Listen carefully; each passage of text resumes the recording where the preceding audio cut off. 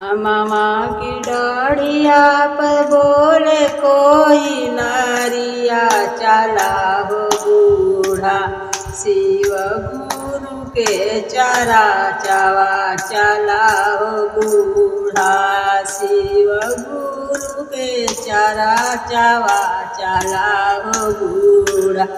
कैसे के चल कोइलर शिव की चारा चवाय गोर ताड़ी, आपन के तखारिया नवाय गोर ताड़ी।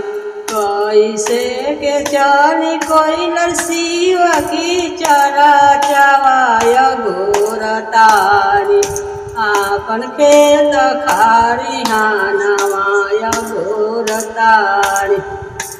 खेत खारिया न बूढ़ा यही जा छूटी, यहाँ संगे हो जाइया शिव गुरु के चारा चावा, संगे हो जाइया शिव गुरु के चारा चावा, संगे हो जाइया।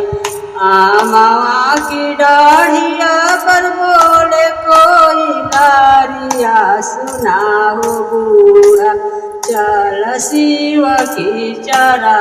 कैसे के चली कोइलर शिव की चारा चवाय गोर ताड़ी, आपन बेटावा पतोहियाय गोर ताड़ी।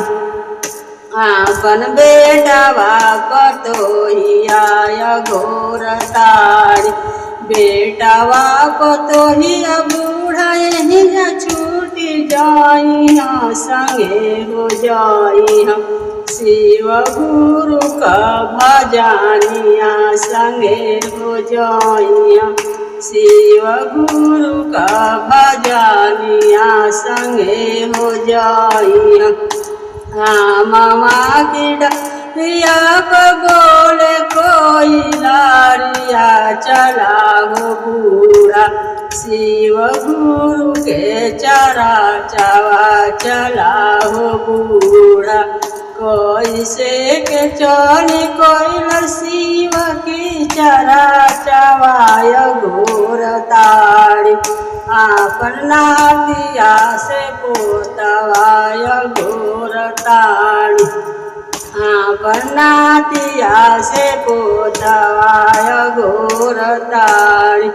नातिया ही पोतवा बूढ़ा यही जा छूटी जाइया, नातिया ही पोतवा बूढ़ा यही जा छूटी जाइया, संगे हो जाइया शिव गुरु का चारा चावा, संगे हो जाइया शिव गुरु का चारा चावा, संगे हो जाइया।